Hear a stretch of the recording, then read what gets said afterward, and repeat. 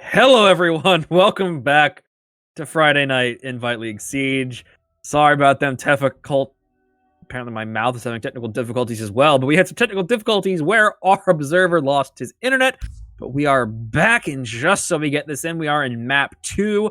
It is currently 2-0 in favor of RIT. The Mavs. Oh Lord, it's been a minute.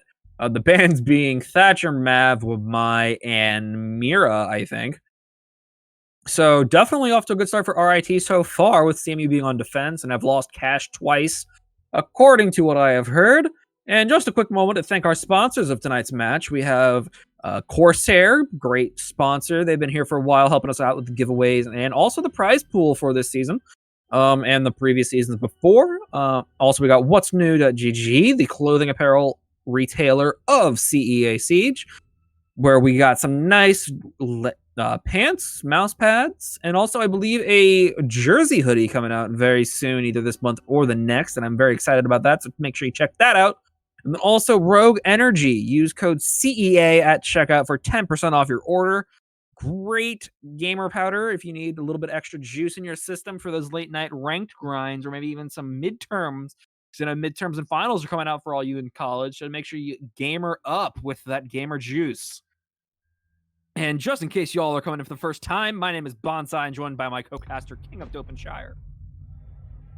And with that, we're going to get into map 2 Clubhouse, round 3. For those of you that, technically everyone missed into map 1. Map 1, RIT won 7-1 on Cafe, which was Carnegie Mellon's pick. We are currently on Clubhouse, which is RIT's pick. Carnegie Mellon is defending first, has gone cash room twice, and RIT successfully attacked it twice, putting them at a 2-0 lead. It looks like we're going to have Carnegie Mellon opt to go Church Arsenal Room for their third defensive round. We're going to see a Kaid, a Mute, a Legion, Malusi, and Jaeger come out from Carnegie Mellon. Yeah, and I'm very, very excited to see how this goes. Oh, man, I got baited. I saw Ying, and I was excited, but instead we will see Iana coming out. Maybe not. Maybe locking it in, maybe in loadout, who knows? But it is looking like, oh, nope, Sledge, baited again. Daddy West baiting me just to make sure that I can have a hardest time casting operator picks as possible.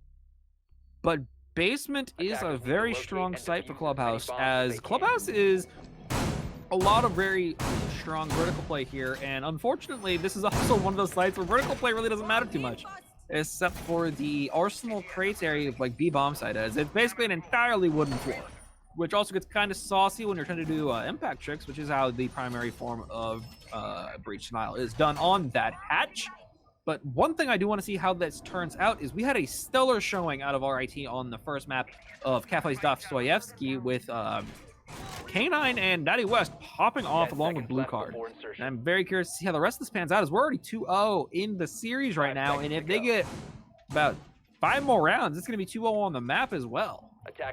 Yeah, and shout out to my co-caster for actually doing it correctly and attempting to pronounce the second word of Cafe. I don't think I ever attempted to pronounce that ever in my career, but we're going to get right into round 3 here. 15 minutes starting into the round. It looks like RT has spawned mostly at the kennels area. It's going to start droning in through cash room, stock side, garage of the map, going into the main bar area. Looks like we're going to be having a standard push here. They're going to be opening those hatches in bar and trying to get some vertical play, get as much pressure as we can. Looks like Blue Card is actually going to be droning out the kitchen, so we could see a hatch open from there and get some immediately vertical pressure onto site. Yeah, and actually we have Kaid, gadgets, electric claws, there we go, on all of the hatches already, so it's going to be a little bit harder for these attackers to get those off, as they don't have a Thatcher with them, as it is banned. So we don't have any kind of gadget destruction there to get those off. So they're gonna have to push down actually instead of going for the hatches. Unfortunate for them, and that is gonna burn a lot more time. But we do see the vertical play coming out here as the nades start to fly down from the first floor rather. Second floor if you're from some Spanish-speaking countries, but this is not. We are from the United States, so it is the first floor. And we will see actually the hatch open as he doesn't actually, I think he actually got the hatch cleared of the electric claw with the nade. What a play from him. Gets the hatch in a moto open. And now it's getting a little difficult for him as they do now have pressure in that motor. So, Moto, so they do have a slight sight line into Church, which could prove difficult. And UGC will CMU clear off from that direction. And it does look like they're going to... Oh, never mind. Oh, they will! He misses the impact trick! But, oh, nearly misses it at the end. I thought he had it for sure. But we'll see the hatch open. A bomb has been located. Yeah, blue screen missing that impact trick. Gonna be a little bit of a thorn in CMU's side, as that Banshee is gonna be taken out by Daddy West Frag. It is potentially gonna go inside, gonna open up a little bit more of the wall, gonna toss it in, it's gonna go through. Is not gonna pick up a kill, but however is gonna put some more pressure as they're smoking off and pushing into the main hallway. But Daddy West is gonna be knocked down to 50 HP by Kevin Joker on the Legion, just taking pot shots through that smoke at that big doorway. Now RT has very good pressure in Moto onto Church. Is actually going to even more as Rocket takes down Sura, putting him at a 5v4. 20 seconds left. Rocket's going to take down Sabby and is going to push on the site with a double kill. Is going to peek around as the diffuser is going to go down by Blue Card. They have Ingles onto Arsenal, and just have to hold this as Kevin Joker is going to take some shots and take up Blue Card with Mentality taking down Yash. It's a 4v2 for RT. Make that a 4v1 as K9 gets the kill on the Blue Screen. Mentality getting a team kill onto Daddy West. It is a 3v1. Kevin Joker is going to push in, is going to throw an impact, but not going to land. Going to have to reload behind the crate. Is going to try to push up and get some more pressure. Has very little time to push onto site and is going to get taken down point blank by Rocket, pulling out the pistol there. And RT is going to win round 3 in a very hectic end of the game retake. Yeah, that was very, very dangerous for RIT there. As it looked like Kevin actually had a chance there with him almost taking down Mentality with that impact grenade. I thought he actually was going to take him with how his crosshair was lined up on him, but also Rocket charging out there. If Kevin had half a magazine more, I think Rocket would have gone down there, as they both had to take out their pistols to actually finish each other off there. But it's going to be a third round on the board for RIT, unfortunately for CMU. And now they're going to go back to the Church, as they don't really have the option to go and cash anymore because they've already lost that twice. So really, it's not that's proven to not work for them so far. So they're going to go Church here to try to change things up a little bit, then try to get something rolling on the bottom side of the map and go with the same operators. It does look like here. Yep, same operators from last round. But we will hopefully see a little bit more pressure getting applied upstairs, as it has been kind of just a turtle strat coming out here for CMU so far, and just kind of waiting for RIT to come to them, which does work from time to time on this side, as it is a very hard to take site just from a pure sight line of sight kind of way, because there are so many corners you actually have to go around to actually get any kind of pressure applied, and the hatches only provide so many lines of sight as well. But it all comes down to how this defense gets played, as if you apply pressure upstairs, it can prove large dividends if you actually get the flank off correctly, especially with how much utility has to get spent to actually get these hatches open. We're going to see K9 pick up the Kali, and that's going to be the first time that we on stream have seen her played tonight. That's going to be interesting, especially on this basement site. We're going to be looking for her to get some sight lines from the hatches and maybe go through dirt, or just hold the main hallway from the main stairs all the way to Arsenal, past the Church big doorway. And it's going to be interesting how K9 is going to pull out and use that 10 times. It's a 10 time scope, right? I believe, or is it 12 I think it goes times? from 6 to 12.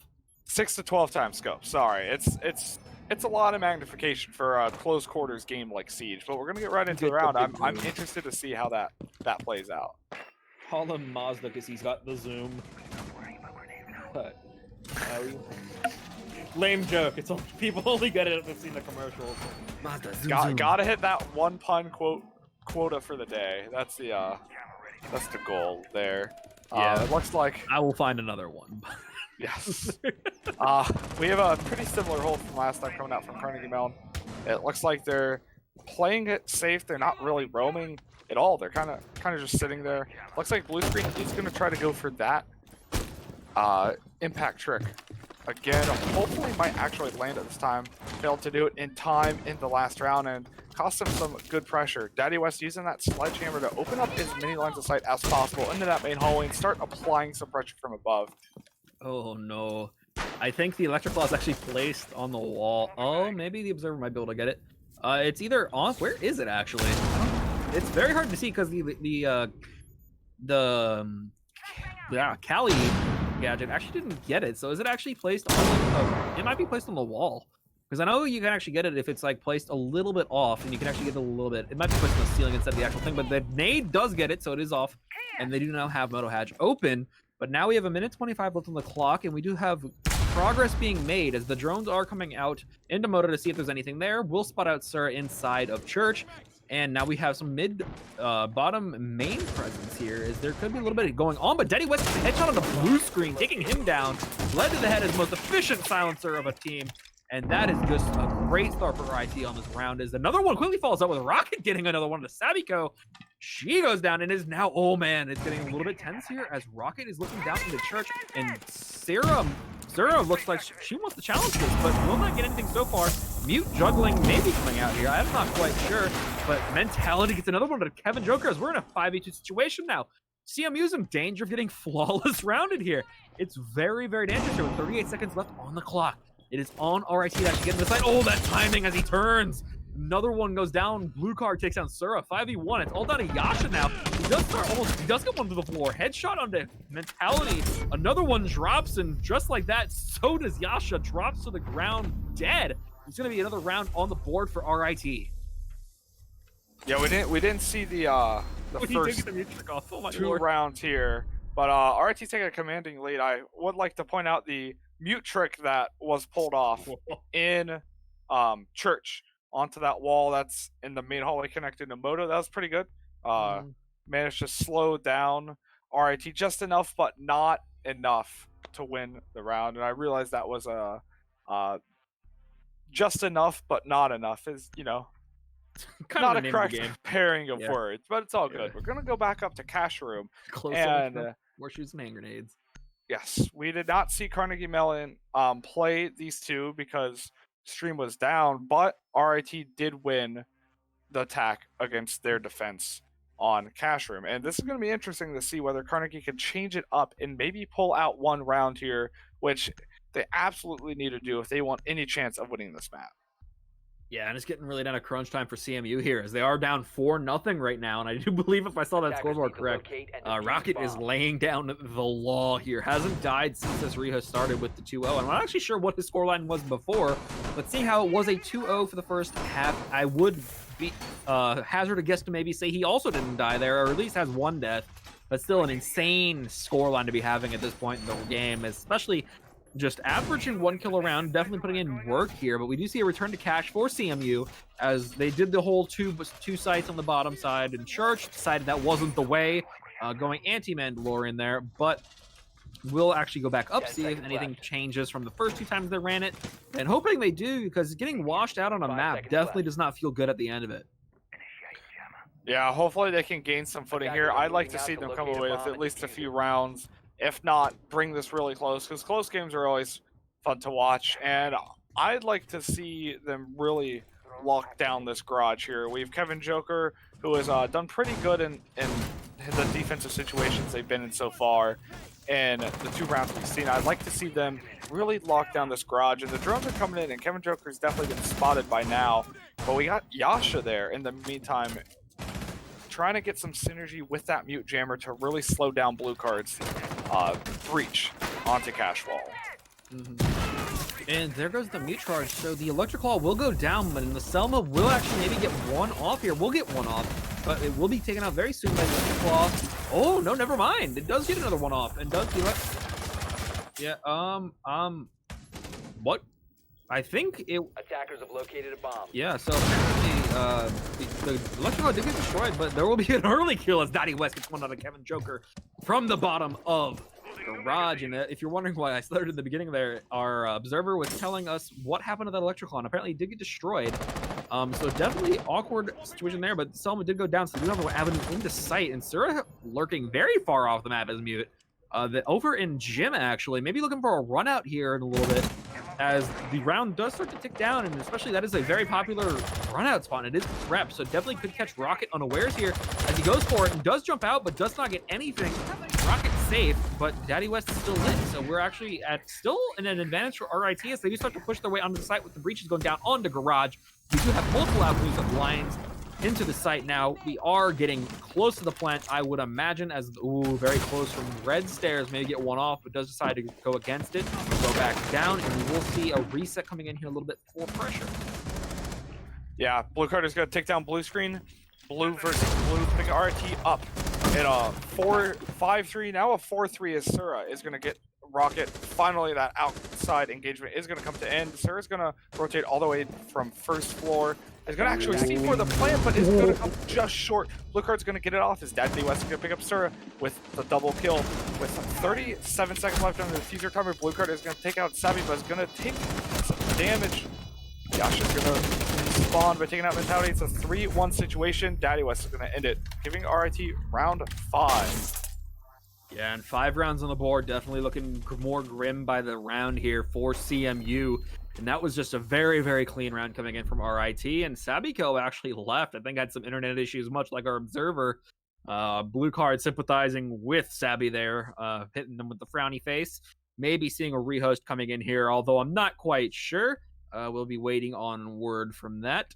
And so far, it does look like CMU is just going to go for it, as there's been no call for... Oh, never mind. I take it back right there. So we will be in a quick rehost. And in the meantime, I just want to go over what happened there from what we saw.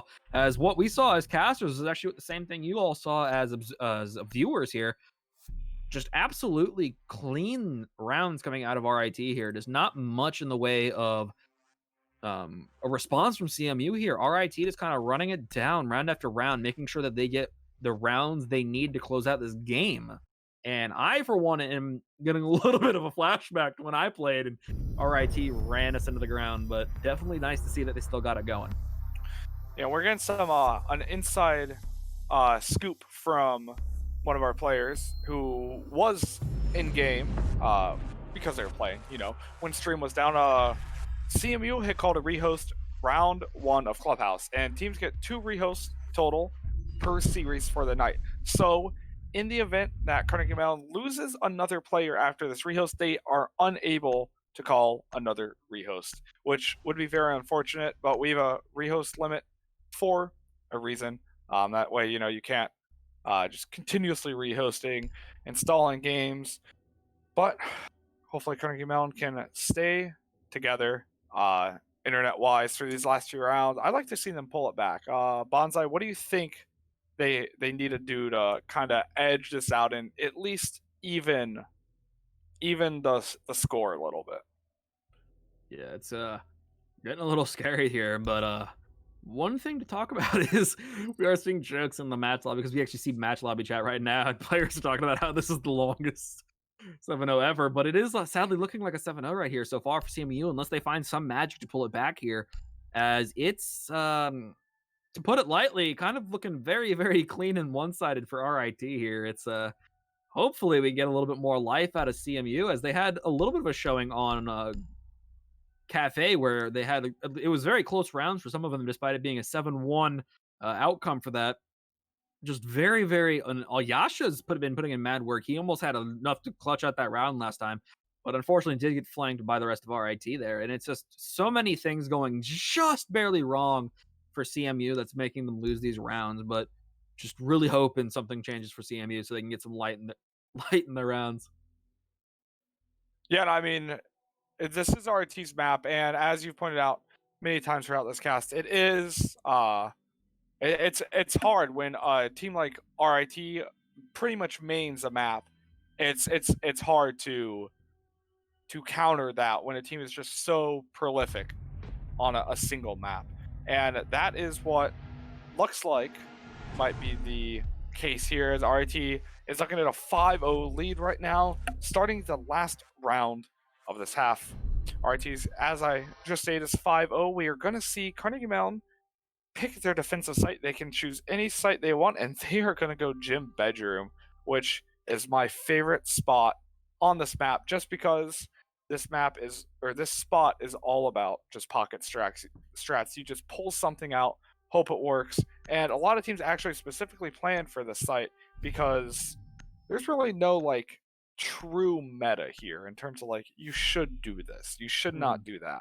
I mean, there's things you shouldn't do, but we've seen teams like RIT and some other invite leagues in the past extend the site all the way to cash room. We've seen some teams just like 100% roam and try to play for like early picks and spawn peaks. It's an interesting site. Yeah, and I really do think that's what CMU is lacking a little bit here. Is a lot they haven't been really roaming too much. Like we did see Sura on the mute Defenders, over in protect your gym, bombs from being but defused the by really only attackers. roam portion of that came out of it was a run out from gym. It didn't actually pan out. So there's a really I don't know if I say strong, but like a lot of turtling going on by the CMU roster, and I think the best way to counter RIT is actually getting some form of progression off early in the round, so you kind of even out the skill gap. Maybe you can get a couple kills. Like if they had maybe done like toxic as it sounds, like a spawn peak or something, where they had taken out like Daddy West or Blue Tar or someone very early on in the round, getting an early man advantage, it could turn the tide of the whole dynamic of the round very quickly, especially since if you kill someone really early in the round enough times, they do tend to get tilted. I feel like everyone's had a little bit of that experience in the ranked at some point or another, where it's just you get killed, it's pretty much off spawn and you just hurt inside. Just you can kind of hate your life a little bit.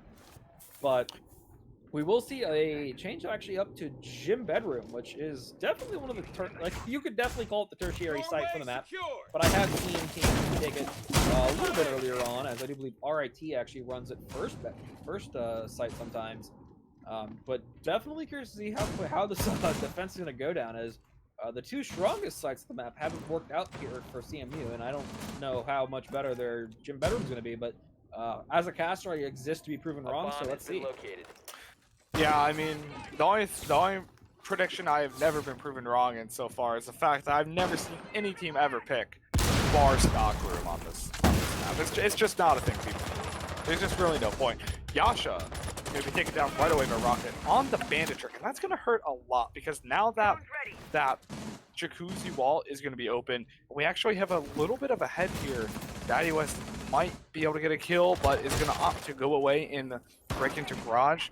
It's going to try to go through cash room, and it is going to run into Kevin Joker at the top of those stairs. But in the meantime, it looks like RIT is just taking their time, droning in, and speaking of taking their time, K9 is going to run in and take down blue screen. Is actually going to get another kill. Nope, sorry, blue card and Rocket got kills, a lot of kills, and all of a sudden, from a 5v5, it's a 5v1. It's just Kevin Joker, who was on the rotate back from site, is going to be coming up the stairs. It's just going to miss one of the attackers and is going to miss again. Not in a good spot. His mentality finishes off Kevin for a flawless round and a perfect half. 6-0 for RIT. Yeah, really unfortunate to see. Is definitely a little bit of. I think it wasn't entirely the team's fault getting flawless there. Definitely think some of the site had a little bit thing to do with it, as the site is notoriously weak, especially because it's so clumped up and tight cornered. As there's only so many different ways you can hold the site without actually being off the site to hold that, as the sight lines from the windows pretty much take up the entirety of the sites. So you definitely got to try to get a little bit of off-site presence there, which just wasn't there for CMU. But going into this now match point scenario for RIT, really want to see something changing up in CMU here, as they now are on attack. Maybe there's an attacker-sided team. It is entirely possible, as some teams just do so much better. Excuse me. Some teams just do better on attack than you do on defense. It's entirely up to what their play style is, what ops they like to play, what ops the players themselves excel at. And we did see a little bit of a pop-off coming in last map from some of these CMU players, especially on attack. But one thing I do want to note is that there is a Lion. And I know Lion's not as strong as when he came out, but he is still definitely a nuisance to deal with. And I'm very curious to see how that gets applied here, as that could lead to some pretty strong takes, making RIT either stand still or have to get pinged out from those EE1Ds. Yeah, I remember pretty much any time Lion is picked, you have to point it out, because arguably the most infamous operator on release. I mean, I remember when Ella got released, people thought she was extremely strong, but Lion was a whole different level of people absolutely hating his guts, so much that Ubisoft even said, we're not going to play him at all in Pro League or anything competitive until he is reworked. We're going to see how savvy uses that Lion here to either catch out some roamers early on or make a good quick push onto site right when they need it. Carnegie Mellon is in the danger zone. If they lose this round, they lose the map and get a total loss. The most they can do is tie this map up, and we are going to get an early kill from K9. Picking up Sura, and that is not what you want to see if you're Carnegie Mellon. Yeah, definitely. One of your top fraggers taking off the map so early on, and especially the drones coming out into stock, and does actually trade out K9 his life to go down for Sura. Another one quickly drops as Sabiko goes down to Daddy West with the SMG-11 here. The Mute putting in dividends here with that SMG-11 actually roaming. That's something you see too often, the roaming Mute, but does actually see almost... Oh man, if he shoots open another hole, he could see the entirety of CMU in stock. But Blue Card takes him down with the big T onto Kevin Joker. Headshot for him. Abana jumps in, actually gets another one on the mentality. It's a bloodbath early on here. Daddy gets another one onto Yasha. He puts him down. Forever Sleep for you, and No soon to follow.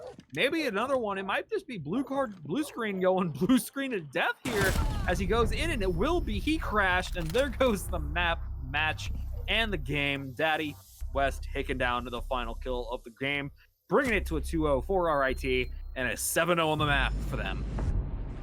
Yeah, that's going to end off the series for the night between RIT and CMU. Thank you guys for watching.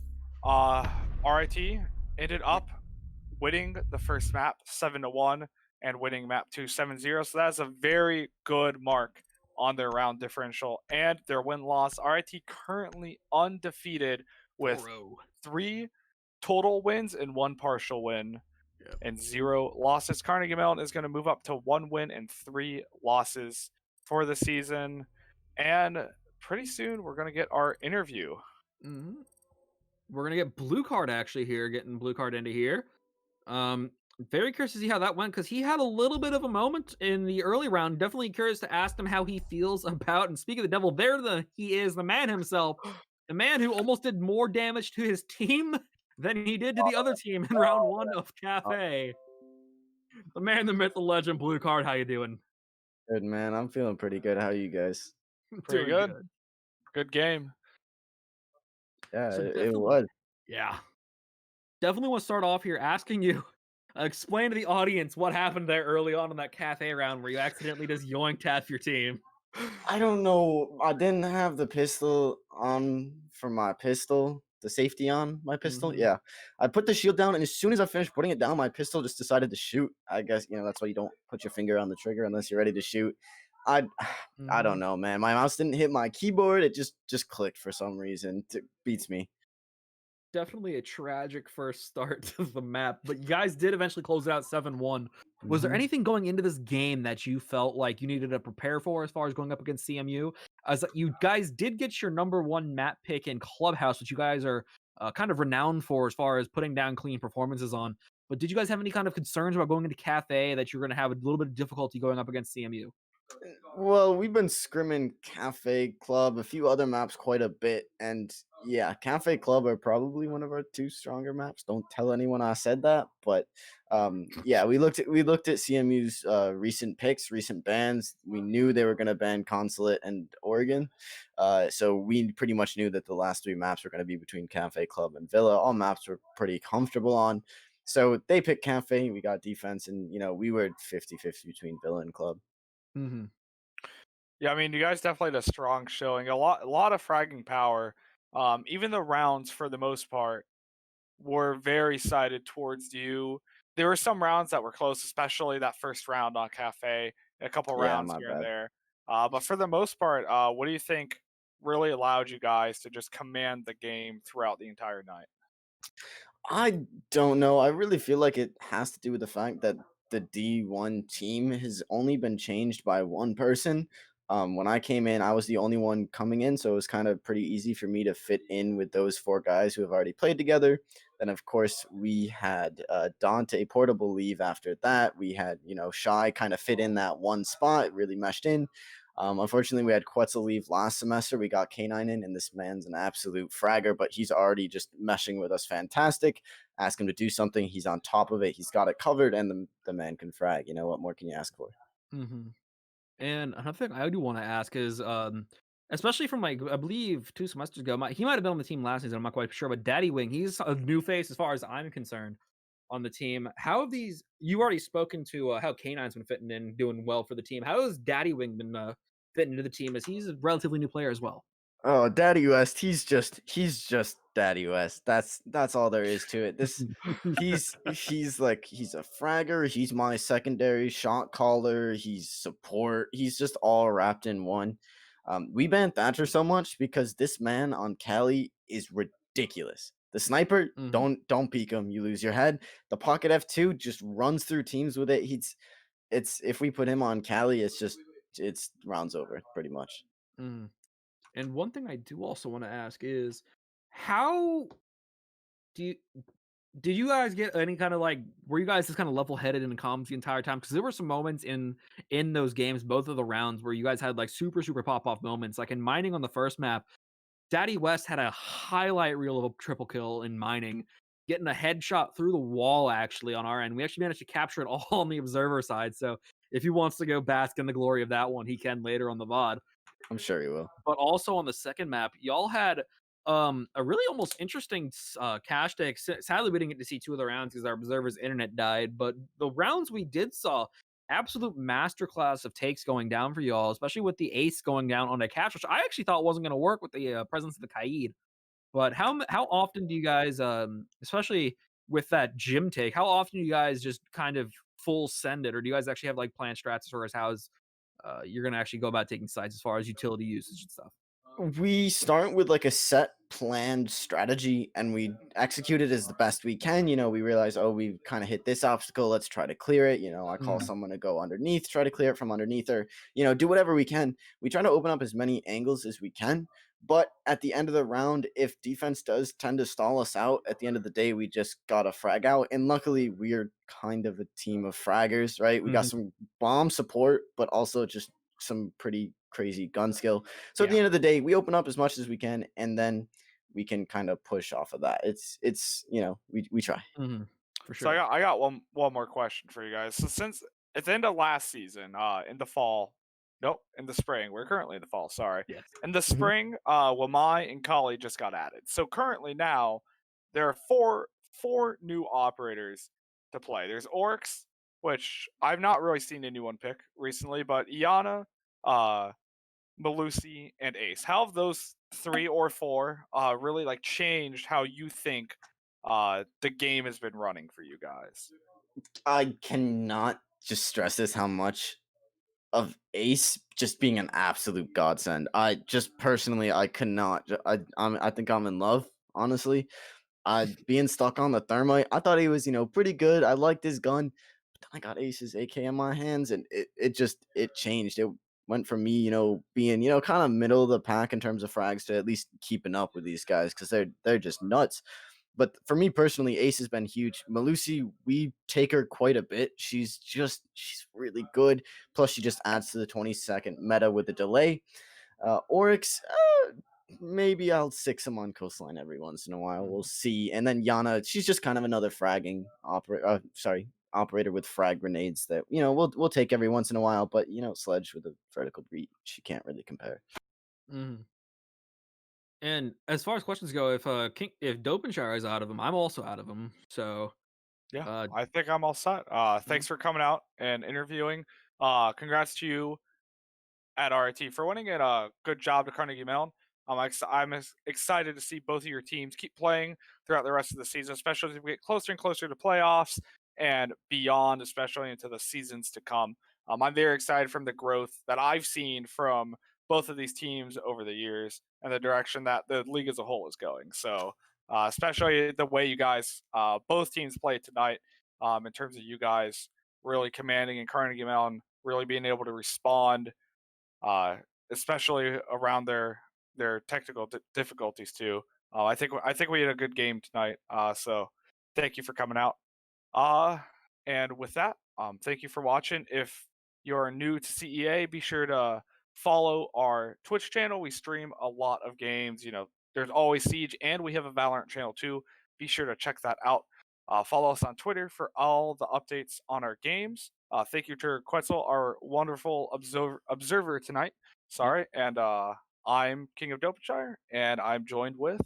Bonsai, and thank you all for coming out. One last shout out to our sponsors. This has been CEA Siege, powered by Corsair, What's New.gg, and Rogue Energy. and we'll see y'all in the next cast.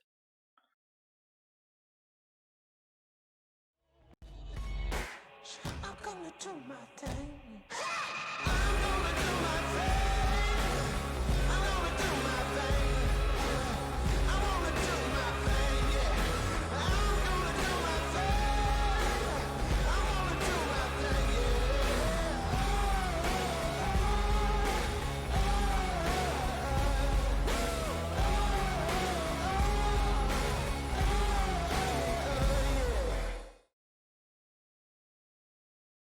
Tune out a world of ordinary. Listen closely to what's left. The void. A place where sound is never just noise. It's a competitive edge. A weapon in your arsenal. It's something you can never touch, but you can always feel. And this isn't like anything you've ever felt before.